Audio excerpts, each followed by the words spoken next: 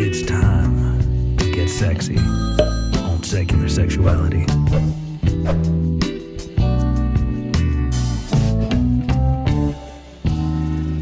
Hello and welcome to Secular Sexuality, the ACA show looking to swap out old baggage for brand new travel suitcases.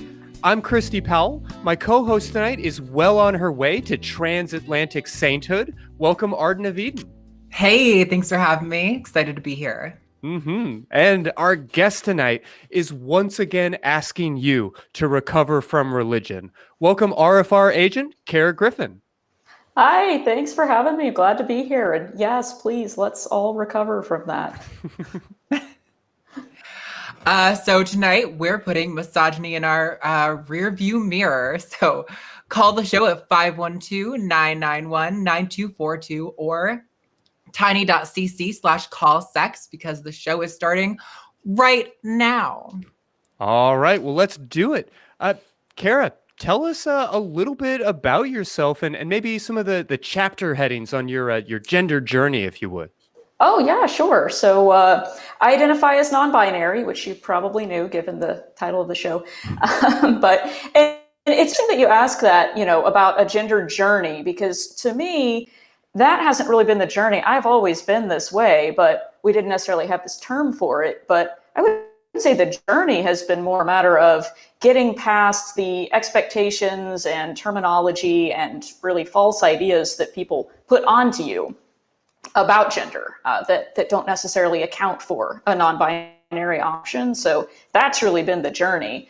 I guess, let's see, chapter headings. Ooh, there's if we named them like, Friends episodes, the one where I told my mom I'm not a girl when I was 5, that didn't go over well. And I grew up in really fundamentalist Christianity. So, gender, options were not there. It was very much, there's God made men and women, in the story with the magical fruit and the talking snake, we learned that there are only 2 genders and therefore that's all there is to work with. So that was exciting.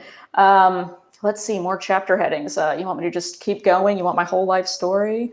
Yeah, I mean, if you would, I guess I want to really highlight something you already brought up, which is that you didn't become non-binary, nor did you choose to become non-binary. I feel like that is such a common misconception here. You simply were non-binary, and then at a certain point in time, you started to recognize that and realize that. I guess I'm curious about that process, though.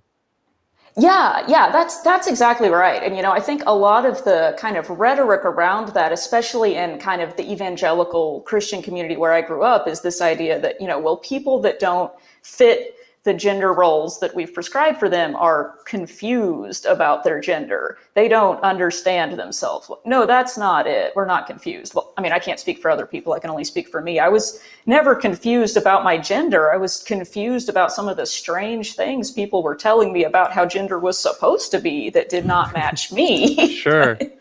That was the confusing part. But yeah, like I said, I mean, ever since I was, very young, I remember, realizing that I didn't really fit what the expectation was for girls. Obviously, I was, raised female. And it was a constant struggle that, you're not being ladylike enough. You're not honoring God with your body the way that you're supposed to do, with your dress and the way you sit and speak and act and think and feel. And, everything that you do in your life has to, conform to this, very rigid gender binary that it wasn't me. It's not like I was trying to be difficult. That just wasn't me. And I think, kind of like you said, people kind of have this idea that, well, you're just trying to be provocative or whatever. No, I'm not. This is really how I am.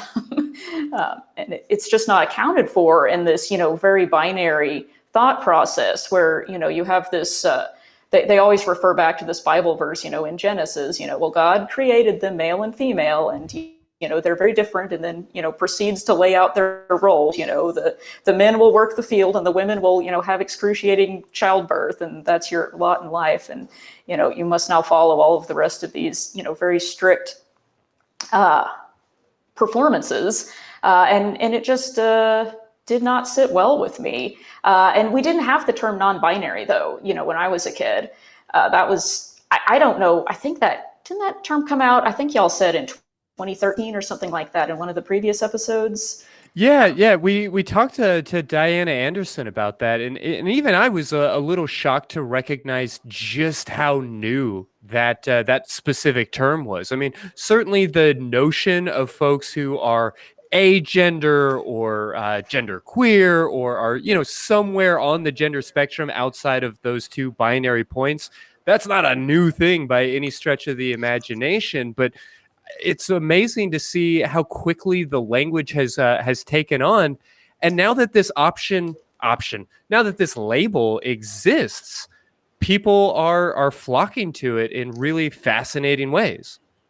Yeah, I think that's exactly right, because that really shows that there was a need for that terminology to be there. There are so many people like myself. I think when I found out about that term, immediately I was like, oh yeah, that's it. There I am. I'm not broken. I'm non-binary.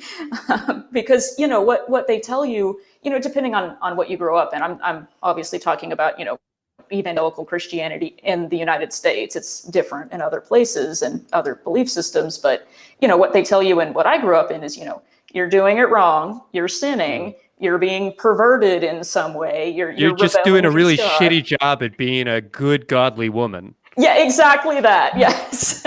Which, and I actually internalized that as well for a while. I guess that's how I am. I guess I'm a shitty woman.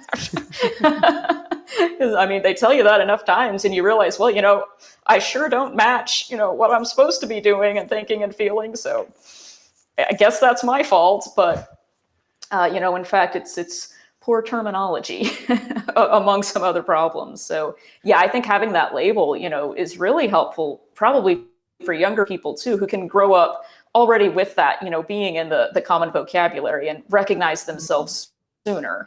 I think that's really great for them, because I know as soon as I found out about it, I was like, yeah, perfect. Okay, great. Glad we have that now. Yeah, there's a word for it. Like, thanks. Yeah, that's settled. No, I'm fascinated by the way that the younger generations have picked up on these ideas. Like whenever as a therapist, I will often have some very anxious parents that come to me and are like, we want to support our child, but we're not sure what's going on.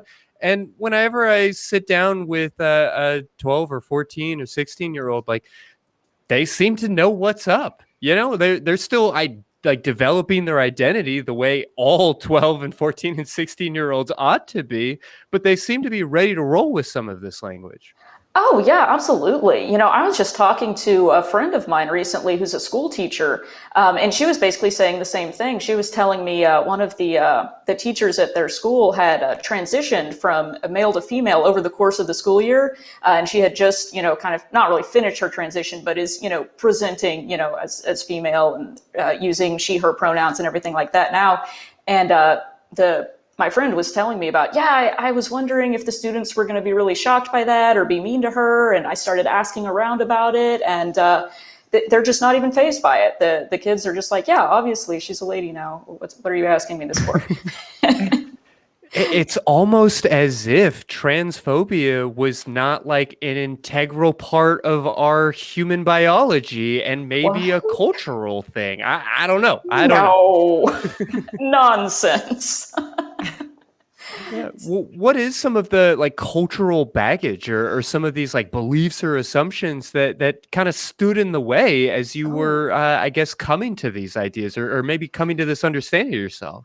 Yeah, absolutely. A lot. I think, I mentioned a little bit about, obviously the religious ideology is, as far as I can see it, the biggest, quote unquote, stumbling block, which is an ironic term given that, that's usually what, women are referred to in evangelical Christianity. Oh, sure. You are a stumbling block. You're a threat to men by existing in a female body, which is great fun when you actually, don't necessarily want to be developing into that body in the first place. But that's obviously a big issue for me. But also, I think something that came out of that as well, that, I can't completely blame, Christianity for, but just, sort of sort of the cultural milieu in general is something I realized, fairly recently is that I had ended up developing some, I guess you could call it internalized misogyny during this time. Of course, I consider myself a feminist, but growing up in this sort of way of thinking where there's two options, there's men and women are clearly valued lower than men in many ways, and being that I didn't really fully identify as female and was continuously being pushed to do so. Obviously I was very resistant to that. And it almost developed this sort of mindset of, well, everything that's feminine is bad and I hate it. And I want to get as far away from it as I can. And people that are, very, very feminine, are just off-putting to me in some way. I had kind of developed this way of thinking, not really intentionally, almost to where I was participating in misogyny in some ways by putting down anything that would be considered feminine, like, oh, you like things that are pink and frilly, how disgusting, you're a weak person, or, whatever the case may be. And it wasn't really until I read this great book by Bell Hooks, which I recommend to everyone, called Feminism is for Everybody. Go out and read that. And she kind of discusses this in that book, that it's something that, we start trying to do almost, to defend ourselves. If you're in a female body and experiencing sexism, you might try to distance yourself from that. But femininity isn't the enemy of gender equality. Misogyny is. And we kind of forget about that sometimes. And so I had to actually kind of work through that myself and realize, I need to be supporting women and non-binary and trans people, not trying so hard to put women down or put down things that are feminine just because it does not describe me. There's nothing wrong with it. Obviously, it's great. Some people, really enjoy, expressing their femininity or their masculinity, and that's fine if you're not hurting someone. And so I had to kind of do the work of realizing, okay, just because I don't fit into either of these categories doesn't mean that other people don't really enjoy them and can't really, thrive in them. So that was definitely something I had to work through. Yeah, I mean, when there's so much like cultural pressure to be one thing or the other, people are going to react and respond to that pressure. It's not at all shocking to me that folks often think like, children are just confused. Well, yeah, because we're creating this very confusing world where we're saying all this very contradictory stuff and believing that these things are like integral to our nature as humans, or at least this gender binary is, when in reality, that's a cultural construct and something that isn't even the same from culture to culture, let alone looking historically. Absolutely right. Yeah. And, as soon as you start reading books or traveling or anything like that, you start to realize, oh, this is different everywhere. These things that they told me were naturally the way that men and women were are obviously not at all. It's incredible that people can even maintain this notion that, oh, there's all these, biological differences. Now, that's not to say that people are not biologically different in many ways, but to think that gender is something that is, born out of your biology, and that is the way that we need to organize people in the world and determine what their relationships will be and what their job will be and what their clothing will be and how they will speak and comport themselves. I mean, it's just outrageous. It's not natural at all. Yeah, well, I appreciate the opportunity to kind of highlight this cultural aspect of everything. Before the show, you expressed to me that you largely came out while you were living abroad. And so I'm really curious what that experience looked like and how it was maybe different than when you were here in the States. Oh, yeah, definitely. Yeah. So I was living in Japan for a while. And that was kind of when I started, kind of trying on this label. I kind of had looked into it a little bit more and heard about, oh, non-binary, that sounds like me.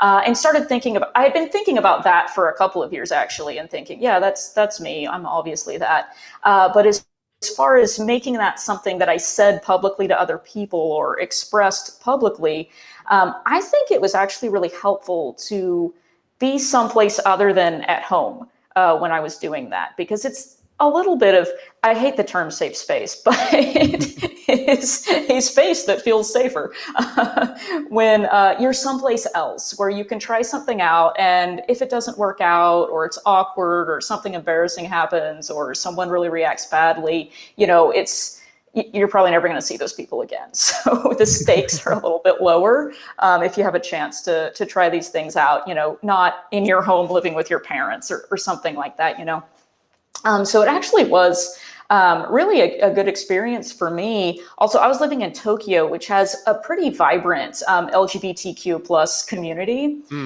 which is interesting because, I don't know how much you know about Japan, but as far as, LGBTQ rights and things like that, gay marriage is still not legal. Things are pretty strict about stuff like that. But something that's different than the US is there's not so much this idea of like this stigma of you're being evil and sinful if you're doing something that's sexually different or gender-wise different. It may be frowned upon, or certain things may be legal or illegal, but there's not this additional undercurrent of, and you're a pervert and you're going to hell, which, it's nice to not have that part. Yeah. Were there any other philosophies or maybe just beliefs about gender that kind of stand out from your time abroad? Yeah, I think kind of like I started to mention earlier, one of the nice things about traveling really anywhere is that you get to see that a lot of things that you took for granted, just, as part of the way things are, those aren't the way things are. Those are the way things are where you live, but they're not just naturally the way people are. Like even just ideas of, what's masculine and what's feminine. Obviously, we know that's very different across the world. There's nothing, biological about blue being for boys and pink for girls. But like even in Japan, where, sexism is definitely a thing. They're not immune to that either. But the way that masculinity and femininity are expressed is just not exactly the same. For example, I feel like in the US, a lot of times, and again, I'm really overgeneralizing here. Obviously, everyone is different, but that kind of like toxic masculinity, bro culture, go get jacked at the gym, and that's not a thing so much in Japan. There's not a bunch of jacked bros going around performing masculinity in quite that way. It's perfectly normal for businessmen to be walking around with what looked to me like what we would consider a lady's handbag. It's just the style of dress and the way people carry themselves and types of things like that are really minor. It just kind of highlights the fact that so many parts of our everyday life that we associate with masculine or feminine are just completely arbitrary and made up. And that's not to say that there aren't certain conventions that go with masculinity and femininity there. There are. They're just a little bit different than the ones here. And when you travel around and you see that over and over again, like, oh, here it's here in this place in a slightly different flavor. And then here it is over here, a little bit different flavor here. It just really drives home the point that this is something that we as a society kind of decide upon. And we do these conventions, and there's nothing set in stone about it, and we can decide something different if we want to, and we can decide to include more people if we want to. So that was, I think that's one of the main benefits of traveling, just for anyone, is getting to see things like that and rethink, what you thought about that were, natural or normal, and realizing, oh no, some of that is not.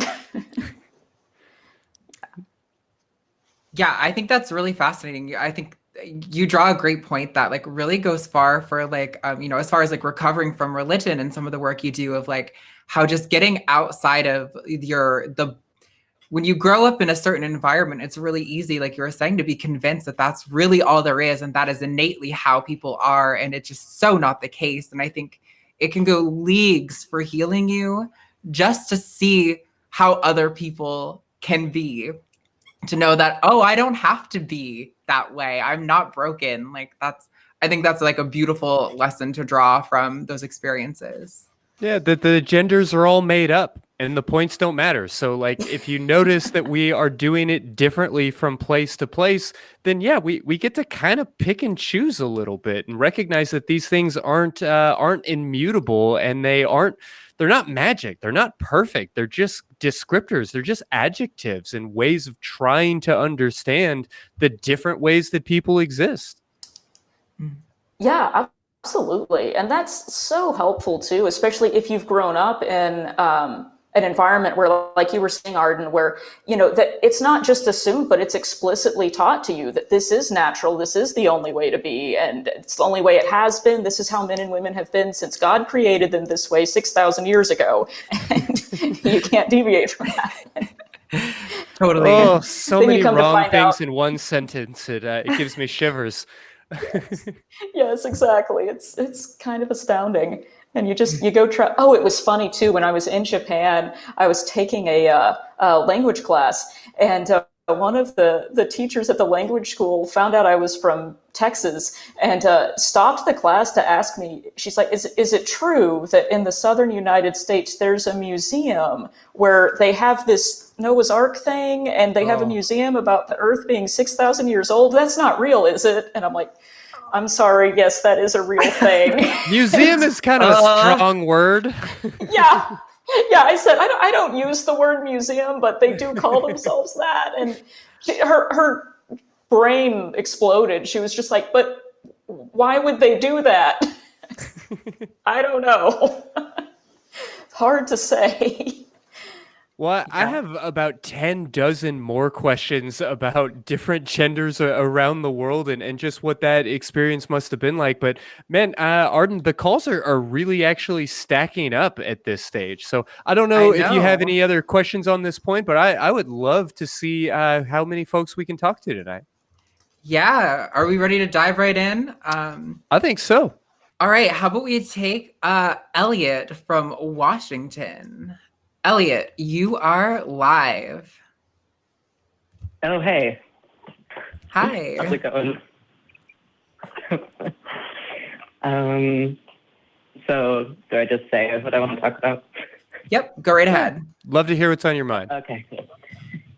Yeah, all right. So just like a little bit of context for my question. So yeah, I grew up really religious. My mom still is very much. I went to college in the Midwest at a Christian college. And yeah, when I was 19, I came out as queer. And then I'm 31 now. So when I was 26, I came out as trans and non-binary. And that's been a really hard journey with my mom in particular. Our relationship at this point is pretty much talking about the weather and her job. I guess like, and a little, sorry, not to go on too long, but yeah, I had pretty horrid experiences at my Christian undergrad college with campus therapists. As I was kind of going through, I was pretty much rejected from my entire community, including my family at that time, and had a pretty awful experience there. And after that experience, decided that I could do a lot better than that guy. So I'm now a therapist. Who? Hell yeah! Yeah, congratulations. I really share, Elliot, this just absolute seething rage whenever I hear about therapists that buy into some of these belief systems. I also went to a Christian university in studying counseling. And, you know, at various points was asked like test questions and things that completely disagreed with the oath of ethics that they asked us to take in the beginning. It is so infuriating that this is normalized and accepted. But anyway, I don't mean to distract from your question. What is it that we might be able to help you with tonight? I guess I'm wondering, you know, just with kind of where I'm at now, I kind of put religion aside for a long time. I just like didn't even want to, very much as a trauma response, just wanted to like not engage at all. And just recently I have been engaging more with what do I think and what seems reasonable to me, what seems true to me. And so now I'm in this place where I want to potentially talk to my mom about the way that her religious beliefs impact our relationship, and how it's just not a satisfying relationship for me because we can't actually have one, because I know at the core she thinks that I'm just wrong.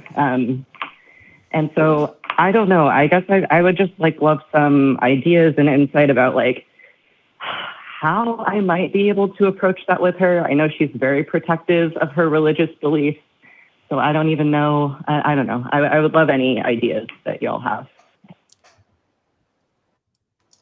Yeah.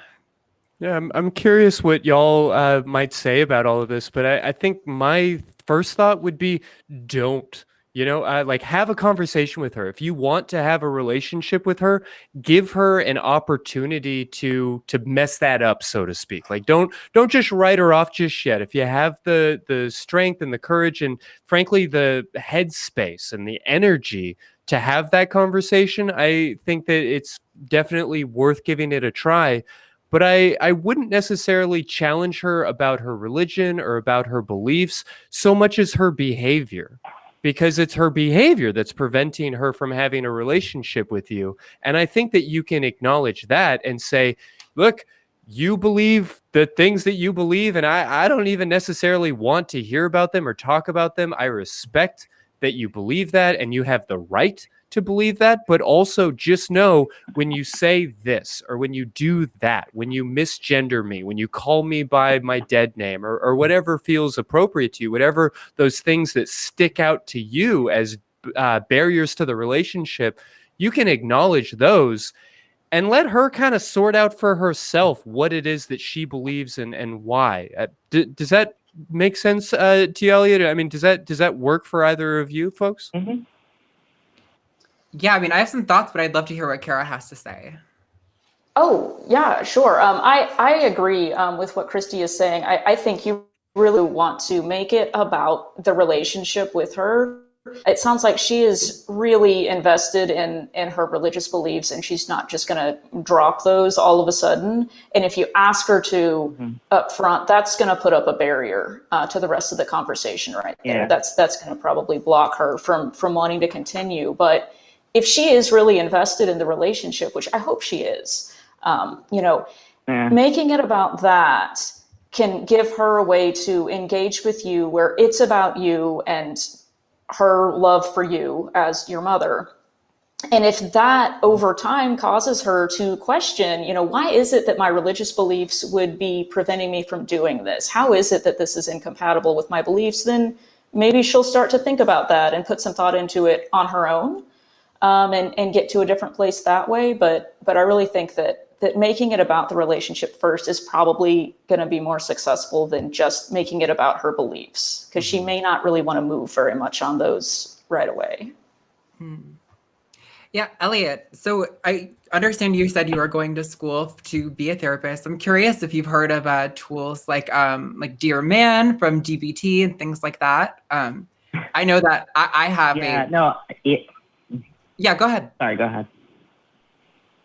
No, yeah, I'm familiar with some of the DBT skills. I've been a therapist for like 6 years. I've got a awesome practice and a lot of teams that I work with, I'll use skills like that. Yeah. So using Dear Man, yeah. Yeah, no, I know it's kind of like it does feel kind of like silly when you're like applying it in your own life. But like I had to have these conversations with my dad, which were very similar to sounds like what you're about to approach with your mom. And like, I think, as long as you go in with like measured expectations for what you're looking for to get out of the conversation, like, I think there can be progress to be had. But I also think if there isn't progress to be had necessarily with your mom, I think there's definitely progress to be had within like your, like chosen family and your interpersonal relationships and like what you can get out of like a satisfying like life, and maybe find ways to like kind of sort of like fill that hole, so to speak, with like other fulfilling relationships. Yeah, definitely. Yeah, we haven't really had one for a long time, so it would be kind of like starting anew. And I also I really wonder if part of why I feel this sense of obligation to keep trying with her and to like try to stay connected, potentially and likely even at the expense of my own mental health, is due to the religious indoctrination. Honestly, I think that might be a part of it, is that honor your father and mother sort of thing, and feeling like, family is the people that you were, kind of born to. When, like part of what I love about being queer is chosen family, right? So. Sure. Yeah. No, family is valuable, but it's also a cultural ideal. From place to place, you'll see the significance on like the nuclear family, or what we think of as the nuclear family here in the States, versus more extended family, versus your village, versus your chosen family. These things matter. They're important, but they're important because we say that they're important. And you do get to decide that for yourself to a certain extent. And, if this relationship is important to you, then make it important. Do something about it. But also know that there's no God sitting in heaven saying that this is something you must do. You get to decide for yourself whether or not this relationship is worth the effort, worth the energy, and quite frankly, worth the abuse that might come with it. And that's a question that I would encourage you to mindfully ask yourself. Yeah,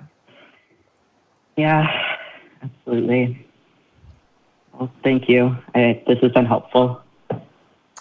Great. Well, best of luck, Elliot. Thank you so much for your call, and definitely call back to let us know how things go and any updates to your situation.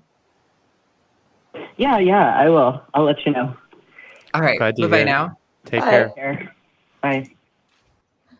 So do you want to go back to, we were saying feminism, it's unreal that we live in a world where anyone thinks feminism is a bad thing.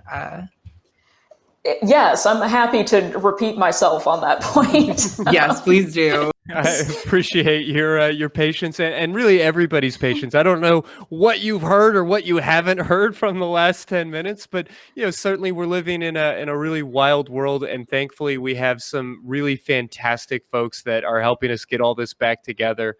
But Kara, please let's talk a little bit about why feminism shouldn't be a dirty word.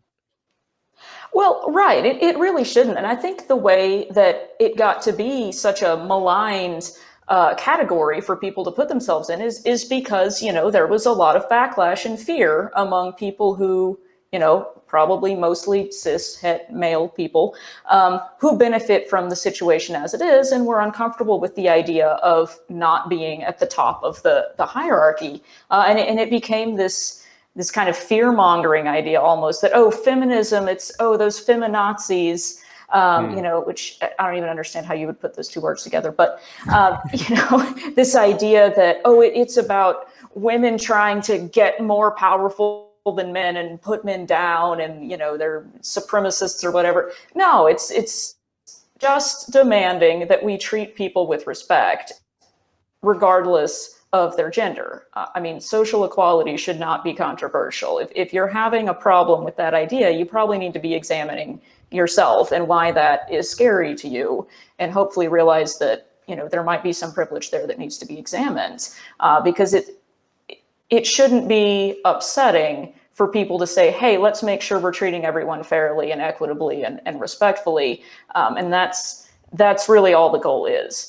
So if someone's saying that they're supporting something other than that, I would question whether they're really talking about feminism or whether there's, some other motivation going on there, because feminism is just gender equality, in my opinion. I'm not the spokesperson for feminism, but I think that's common sense. It really feels like it should be. And yet, we've certainly covered and talked about like the turf movement and these different things.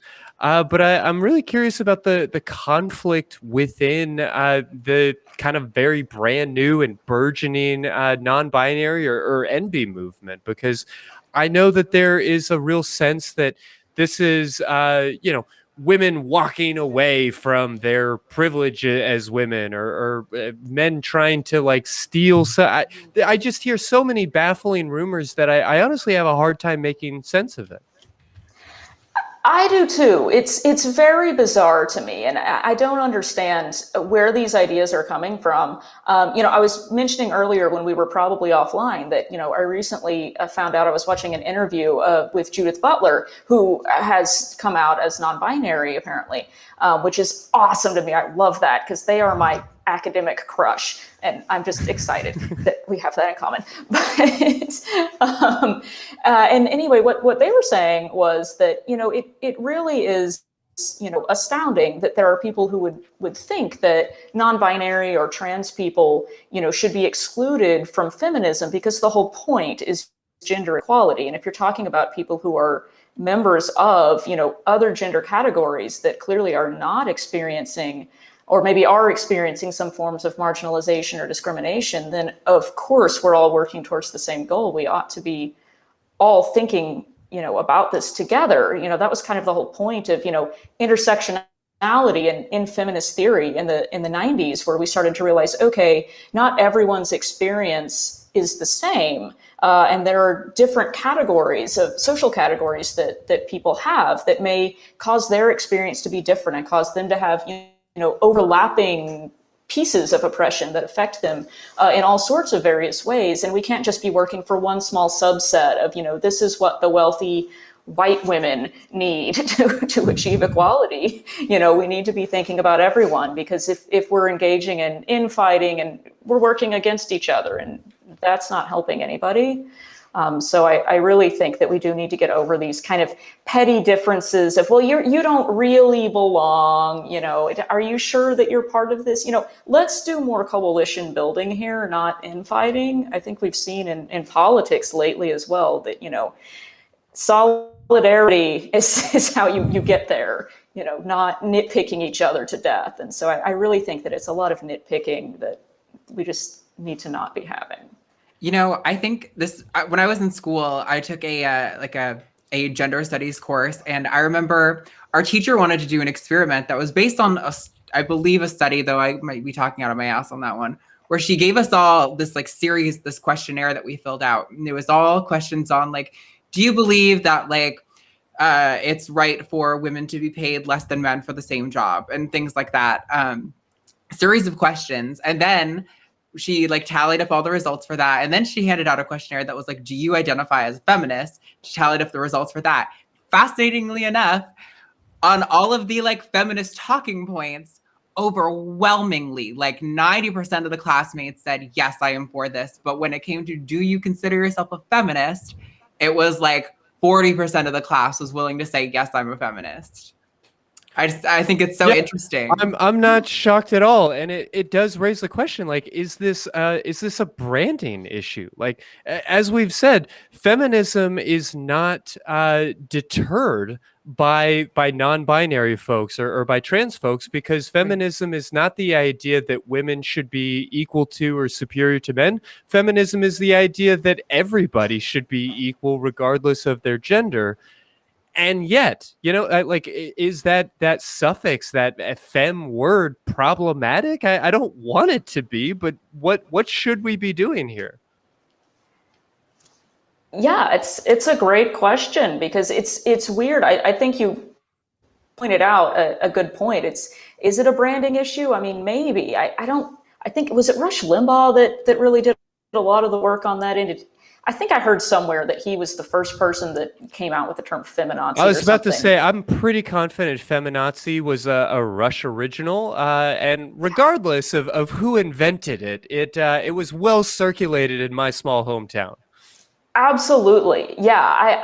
That's still, even though, that's a pretty old term that, honestly, it doesn't make any sense. The term itself is nonsensical. I don't understand fascism is supposed to have to do with feminism. I mean, they're not connected, but the term caught on. I mean, you'll see people, you could probably go on Facebook right now and get in an argument with somebody, and within 10 minutes, someone will be calling somebody a feminazi.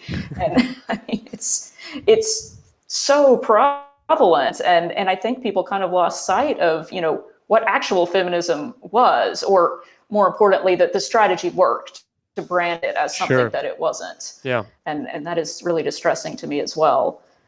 And I mean, you make another good point that, you know, is fem, you know, the right term? If it's for gender equality for everyone, you know, does it have to be feminism? I mean, I take your point, but yeah, I don't know what the alternative would be. I don't know. What do you guys think? Yeah, I mean, the truth about words is that they mean the thing that they mean, not what the suffixes put together means. I mean, that feels like a conversation that we have frequently on this show when we're talking about, I mean, I think just last week we were talking about the idea of being bisexual. Like, can you like more than two genders if you're bisexual? Like, I don't necessarily care about your suffixes. I just care about the idea that you were trying to communicate.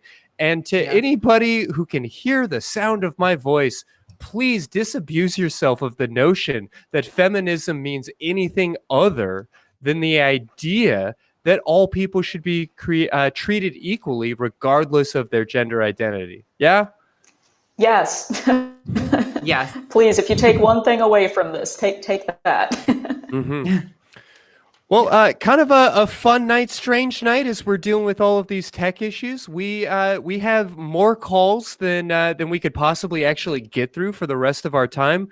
This is really important stuff, so I want to take a moment and just see if there was anything else that was on the tip of your tongue or that felt really important to point out from either of you. And otherwise, let's jump back in and see if we can answer a few more of these questions. Yeah, sounds good. All right. Oh, let's get Sam back in here. Absolutely. Sam, you are back. Let's see if this works this time. Hey. Hey, we go. can hear and understand you. Fantastic. We appreciate your patience. Yeah, of course. All right. I guess let's just jump back in. Do you need a refresher on my question?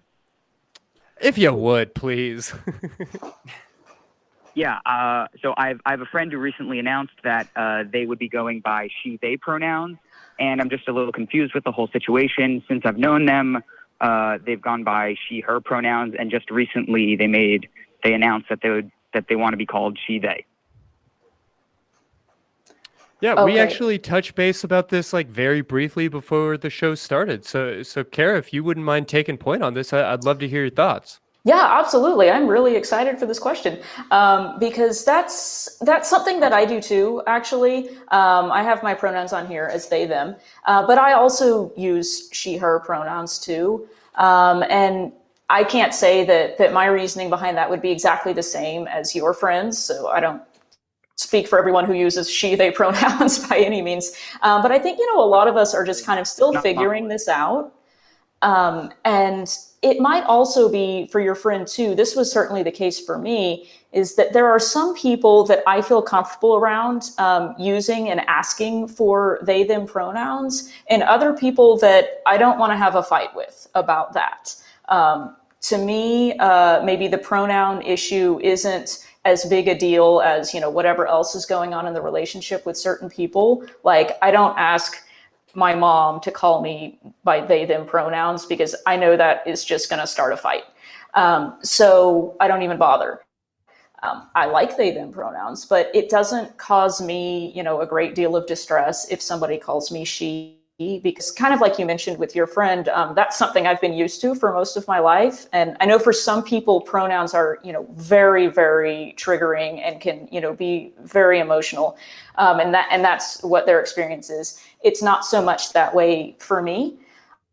So I will use both just because sometimes it's more comfortable depending on who I'm talking to. So it could be something like that. I wonder if maybe your friend might be trying to give you an option to make it easy on you.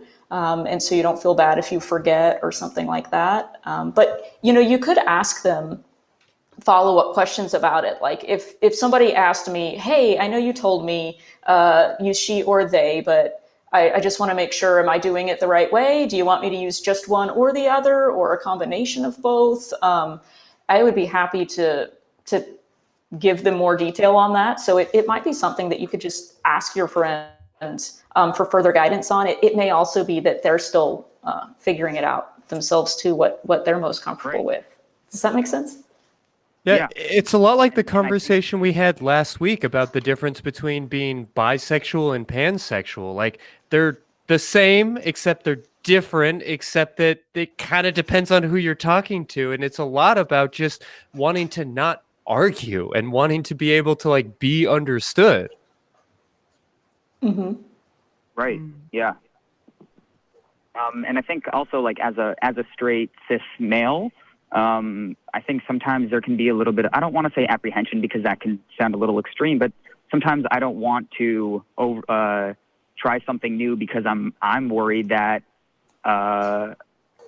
you know what, I don't even know where I was going with this, but it's all right. Never mind. No, I get what you're saying. I think that makes sense. It's, I even, as a non-binary person who uses they, them pronouns, sometimes I mess up and call people by the wrong pronoun. I mean, it happens. Sure. We're all in the habit, especially if it's somebody that you've known for a long time, you're in the habit of calling them one thing. Sometimes slip-ups happen, and it's okay. You just recover from it and go on and do better. And, you don't have to, it's not, something that you need to, be a big, terrorizing thing that stops you from being able to talk to somebody. Just do your best and try to do what they're asking, and I think that they'll appreciate any effort that you make. Mm-hmm. Yeah. Was that helpful, Sam? All right. Well, I really appreciate it. It was very helpful. It was nice to talk to some other people about this issue, and not just people who are directly associated with me, whether they be friends or family. And it was nice to hear other people's opinions. So I want to thank you all very much. And I hope to call in soon again. Thank you so much. Yeah. Hey, appreciate it. Thanks. Bye. All right, we're gonna move on to another caller. There's so many people on the line, so I really want to apologize also, first of all, for how many people have been waiting, and I know we won't be able to get to you all, but we are doing our best. Next? I would really love to talk to Jessie in Texas. Yeah. This conversation has been going for a while. I've been wondering when this question would come up. Jessie, I'd love to hear from you. Thank you guys so much. Thank all three of you for taking my call. And one of the reasons I decided to call in today was because I noticed that one of the things you were going to talk about was 4chan, so I'm going to kind of segue into that in a little bit.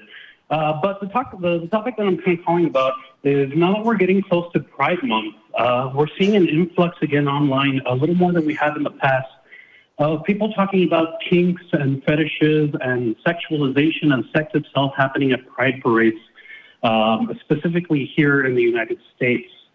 And so one of the reasons that I decided to call into this secular show was because I really believe that some of those people that are really amplifying these talking points are, we've discovered are coming from 4chan. On Twitter itself, we saw a lot of these profiles being created around the same time, around March, April.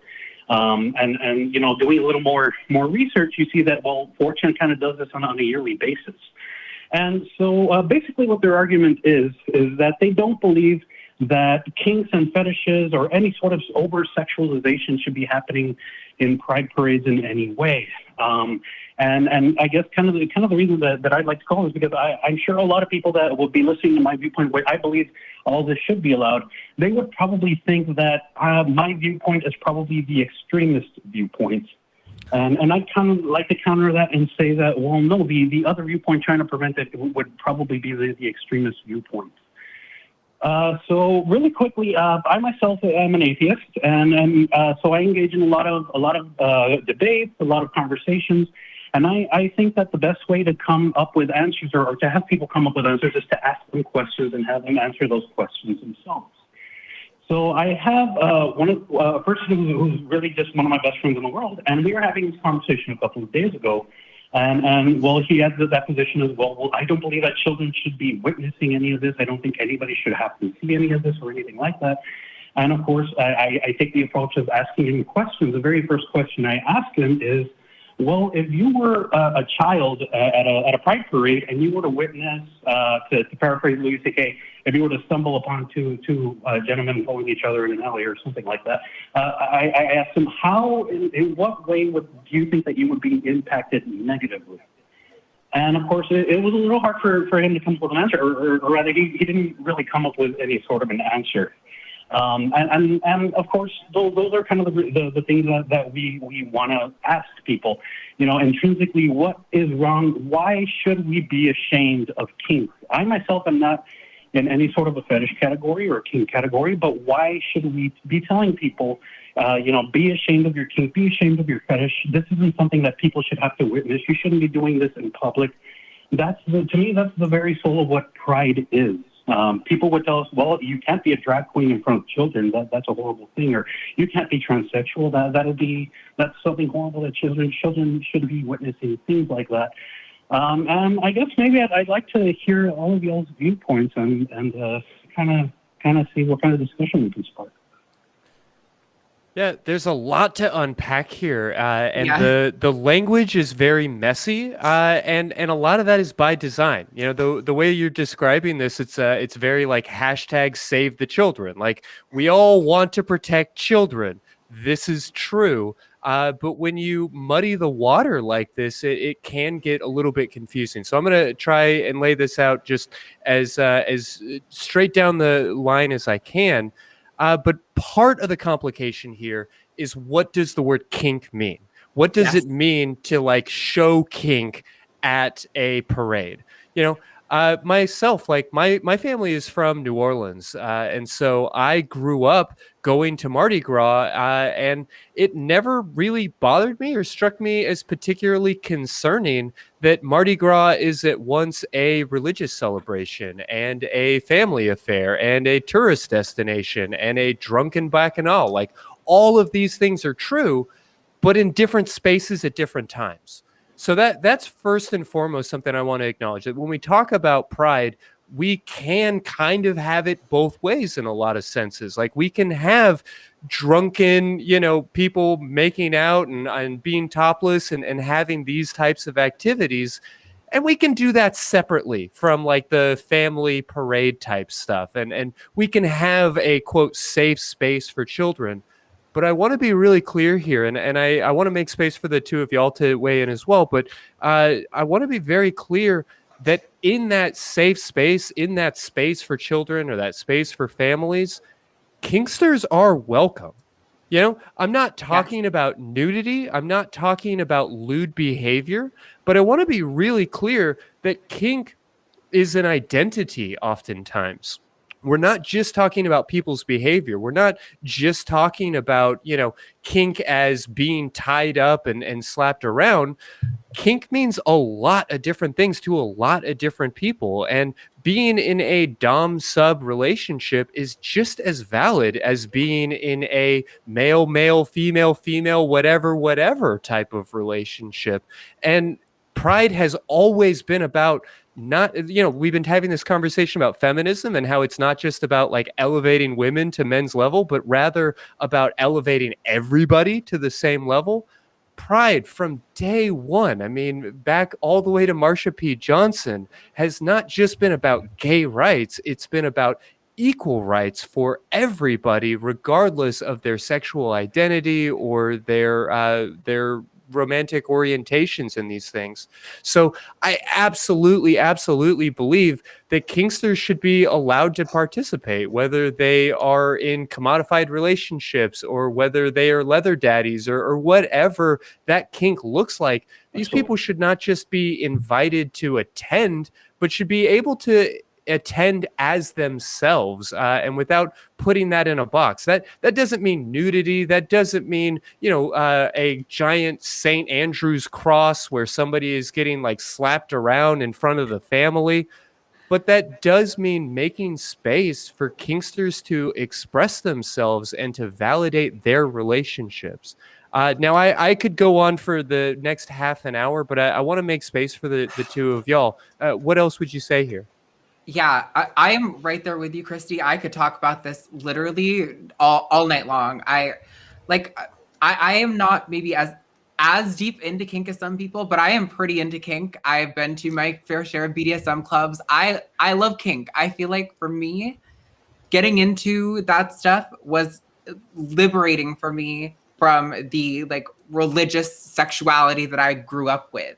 Like learning that not only can I do these things that are so taboo, but I get the control. I get to say like what happens and where it happens and how it happens and who it happens with. It puts all of the power in your court, which is amazing. And I think when we're talking about kink at Pride, like the thing I've been hearing over and over again is, should someone in a gimp suit or in like a bondage like leather daddy strap setup be allowed to like walk in the parade? And I say abso-fucking-lutely. Yeah, because you know why? That's Someone who's wearing that and walking in the parade they're not engaging in an active scene. Sex isn't happening in that moment. That to a kinkster is just like if a goth person was wearing a band t-shirt and having belts that are studded with boots all over them and swoopy hair. It's a signifier of a community that you belong to that means something deeply to you. And Pride is inherently about sexuality. Like when we acknowledge that when it's with gay, lesbian, bisexual people, that their sexuality isn't like this thing that when they're expressing it openly in their day-to-day life, that it's sexual. When a gay person is wearing a pride shirt, they're not engaging in sex because they're being open about their sexuality. They're just being open about a part of their identity that is fundamental to who they are. And it just really saddens me that even LGBT people are wanting to throw our fellow queer people under the bus and say, I'm okay, but not them. They have to hide. They have to be in the closet. They have to be ashamed of who they are. I think it's disgusting. And I really hope that, because you're right, this does happen every year. I hope that we see much less of this in the future.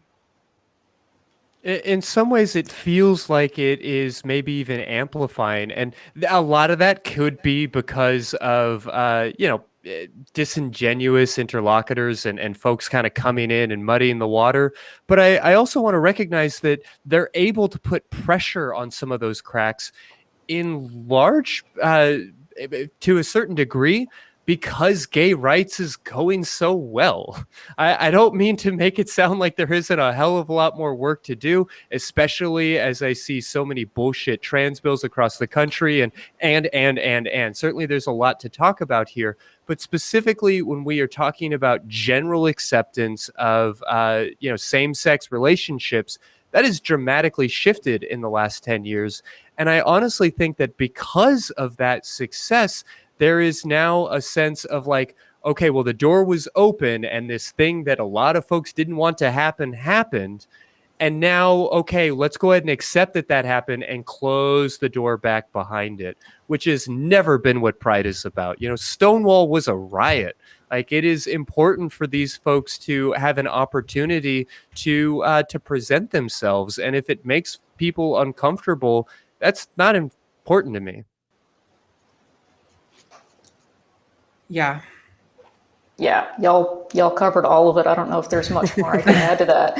But to echo what you said, Christy, I completely agree with both of y'all. This sounds exactly like just a repackaging of the same old argument that, oh, well, if we allow the gays, what's next? Pedophilia and bestiality? I mean, it's just that all over again. I don't see that as a productive line of reasoning. And I mean, kind of like you said, Pride is about sexual things. If you're taking your children to that parade, you can't be surprised if that's what you're seeing content about at the parade. If it's not illegal for straight vanilla people to be doing it in public, then I don't think that there should be a different standard applied here. So Yeah, and so many of those old, tired arguments that 10 or 20 years ago were being thrown at queer folks that are recently being thrown at trans folks are being applied here. It's the, oh, what about the children? We're not talking about lewd acts. We're not talking about like active sex or, in that sense. We're talking about sexuality, and we're talking about relationship dynamics. We're talking about romance. We're talking about the way that people connect, and it's very frustrating to me to see so many good people, see so many queer people get taken in by some of this rhetoric. Yeah. Well, Jessie, you definitely, I think, got us all fired up about a topic we're pretty passionate about. Did you have anything else you wanted to add to that? Sure. I'd actually also kind of like to add that in moments like these, whether it's just a vanilla LGBT parade or a kink fetish, or again, in that very rare case where you might have a child stumble onto witnessing some sort of a sexual act, I always like to think that should be considered sort of a teaching moment. In the conversation I was having with my friend, he said, well, would you honestly let your child look at that? And I told him, well, you're not asking the question the right way. If I were walking with a child that I had and we happen to witness that, I wouldn't hold him and force him to watch it. We'd probably walk away and he or she would ask me a couple of questions, and that would be my opportunity to say, well, you know what, that was two people having consensual sex. One day you'll be able to do that. And that's an incredible way to start kind of the talk about what consensual sex is as opposed to things that really shouldn't be happening, and teaching the differences when it comes to things like that. This is again kind of the extreme were to happen and they were to witness something like that. But it also falls under fetishes and kinks of any kind. Really. Use it as a teachable moment. Use them to teach. If it's about children, start teaching your children. You know what? There's different people in the world, and it's okay. Just because these people may not be dressed the same as other people, that doesn't mean that they're any less. That doesn't mean you should treat them any different or that you should be afraid of them. Yeah. That's well said. I think about other forms of like cultural pride parades, and the fact that we don't hesitate to allow folks from different communities to have a Italian pride or Irish pride or Puerto Rican Pride Day type of parades where people would be totally expected to wear perhaps non-conventional or maybe traditional or pre-colonial or different forms of dress and outfits to participate in different dances and different forms of expression of that culture. And because kink culture is about sex, everybody wants to get all up in arms about it. But it's not just about sex. It's about love and relationships. It's about connections. It's about identity. And it is every bit as valid to have a kink identity as it is to have a ethnic identity or an orientation-based identity or any of these other things. Absolutely. Absolutely. All right, Jessie, I think we're going to have to move on. We've got to take one more caller and we're short on time, but thank you so much for the topic. We really appreciate it. Thank all three of you for taking my call. It's the first time I watched the show. You all do an amazing job. I'll be watching a lot more from now on. Well, glad to hear it. Thank you so much. All right, bye now. Thank you. All right, we've got only time for probably one more caller, and we definitely don't have the time to give them the time they deserve, but Carpe Diem, you have been on the line for an hour and 20 minutes. How can we help you? Carpe Diem, are you there? Oh no, seize your moment. Oh no, I feel bad. I probably would have left after an hour and 20 minutes, to be honest. All right, I'm gonna have to put you back in the queue. Let's take, how about Jessie in New York? Jessie, you are live. Hey, how can we help you? Hey. I was calling because I'm in a situation with my mother's a fundamentalist Christian. She also has a lot of mental health issues she's struggling with and has been struggling with. And she has a lot of issues with boundaries. So she's not okay with me being trans. But she also wants to be around me, but will not acknowledge the fact that I am trans. And it's okay. Like, I don't expect anyone to, I haven't even expected her to use my proper pronouns or anything, because I know how she feels and she's totally against it. So I'm not trying to force something that is not gonna, so, but she won't even acknowledge, like, she'll pretend like if I don't talk about it for a while, like it disappears. Like it never happened. And then, like, I recently mentioned how I had to start my medication again. I can't even remember how it came up, because I came off of testosterone while I had COVID. Just because, I mean, there is a little bit of an increase for like blood clots and stuff with COVID, and I was on another medication, and I'm like, I may temporarily stop this. And so a few months went by that I was off of it, and then she acted like, when she heard that I was getting back on it, she does this thing where she acts like it was a thing she's never heard of before. And I was like, yeah, I have to get back on my medication. And she was like, what, why? And it's like, she acts like naive, and it's like, well, you know why? And then when I say why, she like lashes out and goes into, oh, it's evil and your counselor must have brainwashed you and blah, blah, blah. And I'm trying to put boundaries in place to prevent this from happening. Because I keep getting verbally attacked anytime I go to defend myself or the subject does come up. So it's not just a matter of her having her opinion and not calling me by like my pronouns. I'm 28, I live alone, but she also, if I don't speak to her and I give her space, then she starts to worry. The night before I went to get medication, she was actually like circling my block, waiting for me to leave my house. So like, she doesn't understand boundaries, and I'm just trying to, there's a lot of rambling. I don't know how to even start to put those in place. Yeah, it feels very charitable for you to say she doesn't understand boundaries, because sometimes people don't. Like I mean, I'm a very awkward person. I'm a very obnoxious person, and I know that I accidentally transgress across people's boundaries in terms of, standing too close or talking too loud or whatever else.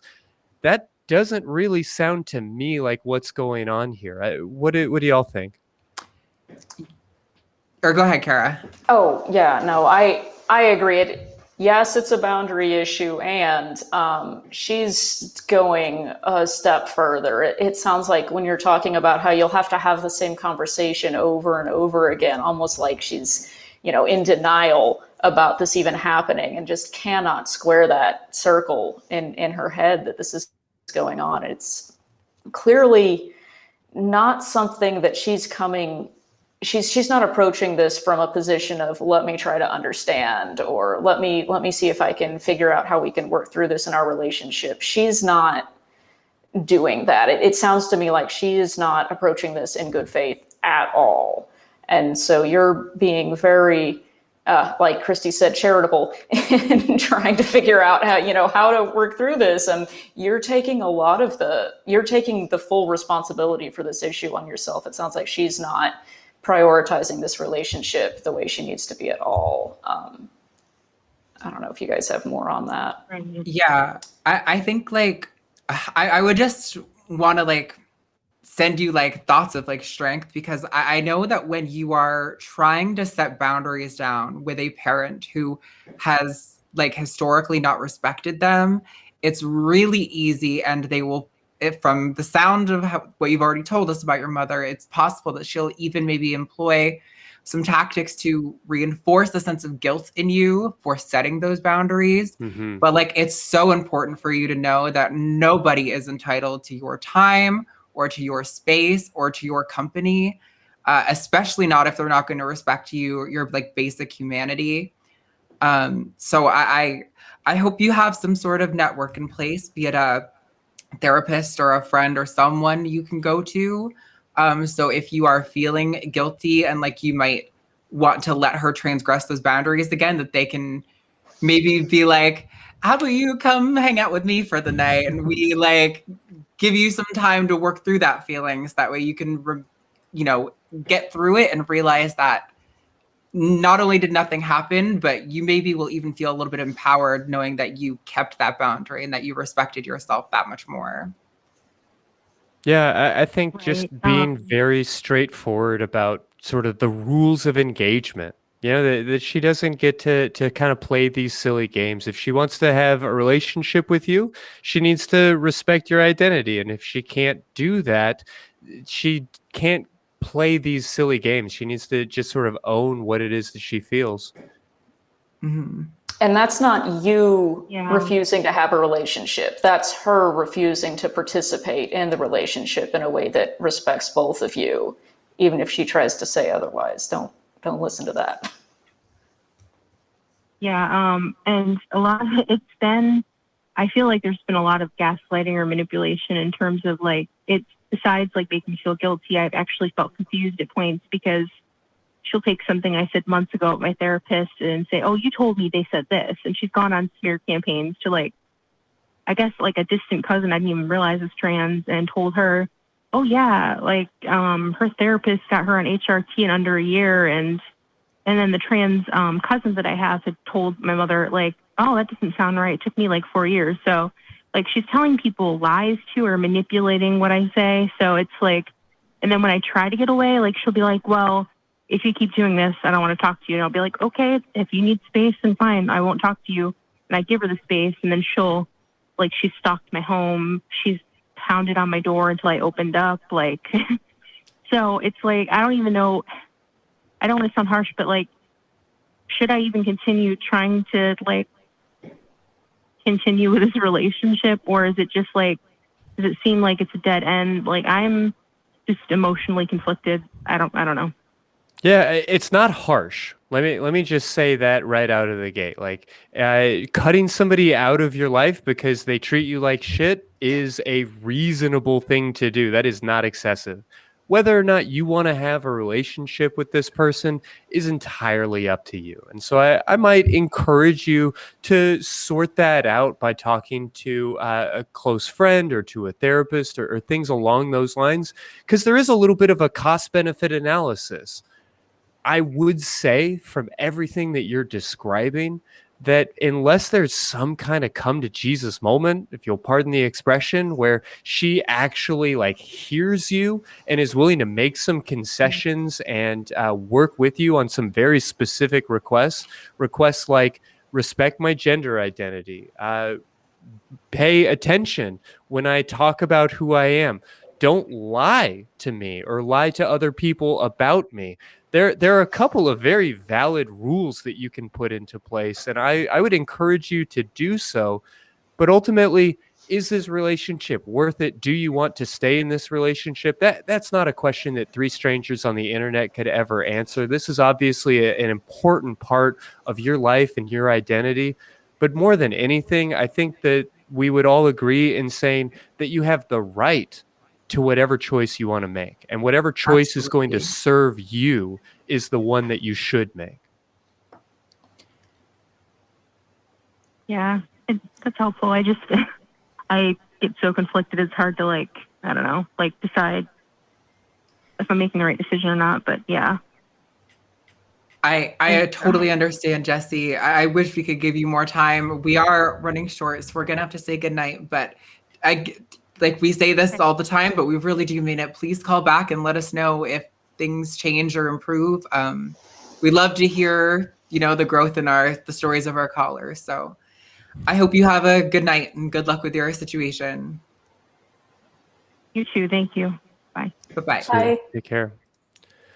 Well, kind of a strange night, and we are a little bit short on time. But Kara, I did want to really make sure to touch base and just ask if you had any maybe parting words for any Enby folks, or maybe curious possible potential Enby folks in the audience about how to understand themselves, or whatever else you might be able to share. Oh, yeah, sure. I mean, I'm not an expert by any means, but I mean, the first thing I would say is that if you're already thinking about this and, having these thoughts, you're not wrong. You are an expert on you. What you're feeling about your identity and yourself. If there's any confusion, it's probably something that has come from external sources to you. For me, that's been it a lot, is working through all of the barriers that were put on me and realizing I need to get out from under these. So there's nothing wrong with you, was my point there. And even if your experience is not exactly identical to other non-binary people, it's a broad term. It encompasses, everything that's not the two choices, that we have besides that. So there's a lot of wiggle room in there. I know something that I ran into a lot is people would be saying, kind of like we talked about earlier, well, you're this, and this. And if you're having this thought, then, that's non-binary. If you're having this other experience, maybe you're not really one of us. No, that's not it. Don't let people tell you, it's, oh, well, you have to start binding now, or you need to, think about testosterone. Maybe you do, maybe you don't. That's for you to make. But don't feel like you have to do it a certain way. The whole point of, thinking about things in non-binary terms is that there's as many ways to do gender as there are people. I think that's a Christy-ism. But I'll take that. Sure. But yeah. Oh, go ahead. Well, I guess I just wanted to ask if you had any maybe parting words for the allies in the audience, or really just our audience at large, because I recognize that while there are more and more folks coming forward as non-binary, that it's really the rest of us that are responsible for making space and for helping to restructure and rejigger our world so that there's room for non-binary folks. Yeah, that's a great point. And, a couple of things I would say to that. One is, I'm a super nerd. So my first advice, take it or leave it. Go get some books, go to the library, or use your library app on your smartphone and get a digital or audio copy of a book from your local library and read about gender and people's different experiences, whether you want to read, academic sources on theory or just, there's a lot of good fiction that you can even read that features, non-binary and trans characters and things like that, just to get an idea of what people's experiences are without having to go out and find someone and say, I need you to teach me about everything there is to know about this. It's great if you know somebody that wants to talk with you about that, but you can go learn yourself. And the more you can do that, the better. Just go on YouTube and type in whatever the topic is that you're interested in. And yeah, you can find plenty of garbage on the internet too, but there's a lot of people out there that are making educational resources and material and talking about their experiences to help people who want to know more. And you can do that on your own time. And it's not putting a burden on anybody else that's already, maybe struggling or something like that. So go educate yourself, read, watch videos, watch this show. Always good advice. Always good advice. But thank you. I'm gonna give our crew just a moment to pull up some of your links and information and let Arden take us out for the night. While they're getting that set up, can you tell people where they can find more about you and your work? Yeah, absolutely. If you are ever free on Saturday nights at 5, you should go check out Call Transatlantic on the Line, where we take calls from anyone who wants to talk about anything at all related to trans people. So maybe if you aren't a big fan of reading, but you want to call in, the hosts are two trans women, and we occasionally have guests. So we would love to hear anything you have to say. Mm-hmm. Yeah, and then let's get Kara's links back up on the screen if we may. And Arden, I'm going to let you wrap us up for the night. All right. Well, thank you everyone for coming. And thank you, Kara, for being here. You're a fascinating guest, and I definitely hope we can get you back here soon. Oh, absolutely. Anytime. And then can we get a crew cam shot? Shout out to our crew for their wonderful, fabulous work. Thank you, everyone. Oh, we love the crew. Shout out to the crew. Let's go. Yeah, it's been a wild night, so thank y'all for all your hard work. All right. Yeah, I also just want to kind of briefly mention the Facebook Secular Sexuality fan group, which is a great opportunity to keep these conversations going and to continue to learn about some of these topics. And also, yes, argue about what pride parades should look like. It's a good time. And beyond that, yeah, I feel like this is as good a time as any to thank you both for being here with me tonight. To thank everybody in the audience for their patience as we navigate all of these technical issues. We hope to see you again next week. But in the meantime, go ahead and give yourself a big old orgasm, or better yet, give somebody else one.